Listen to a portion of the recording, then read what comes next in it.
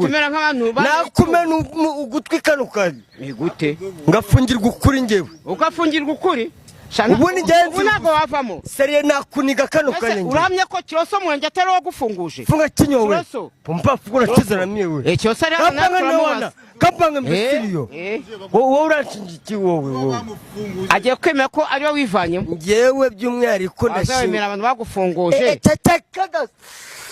kamana niba ndi kuvuga udufunguye umunwa siraye ngufuri mabera kose kuvuga funguye umunwa funga twara. Ni bamwe mu bagabo bari kwigaragaza neza ku bitangazamakuru bitandukanye bari kugenda bageraho. Umugabo bita Nzovu ndetse n'umugabo bita Yakamwana ni abagabo basekeje cyane, mbese iyo wahuje nabo ni abantu bagusetsa ukaba utatuma mutandukana. Ibi ngibi byavuyemo yuko umukuru wa James Comedy yatumiye Yaka ndetse na Nzovu kugira ngo bazaze gusetsa abantu. Iseka rusange biteganyijwe ni abagabo bafite impano zidasanzwe. tumera nk'abantu nakumena ugutwi kano kazi gute ngafungirwa ukuri ngewe ukafungirwa ukuri ubu ni genzi unago wavamo seriye nakuniga kano kanya uramye ko Kiroso mwenge atari wo gufunguje funga kinyowe.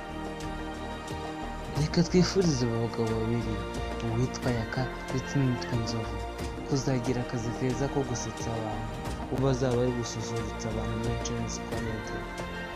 Ni abagabo beza cyane kandi bafite impano zidasanzwe. Babwira ngo congratulation, twizere ko Yaka na Nzovu muri James bazabyitwaramo ruzungu. Hamagara Gustave niko nitwa. Ciao ciao. wowe uranshingiye wowe agiye kwemera ko ari we wivanyemo ngewe by'umwihariko ndashimira abantu bagufunguje